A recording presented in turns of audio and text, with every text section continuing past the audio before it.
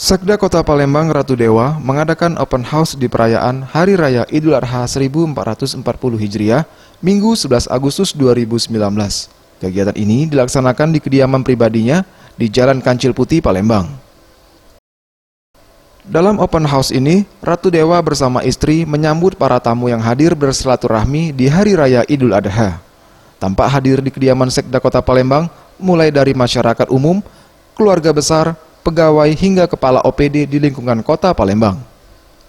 Menurut Sekda Kota Palembang, makna Hari Raya kali ini pengorbanan dengan sesama dan membangun kebersamaan dari pejabat dan staf serta warga dan lingkungan.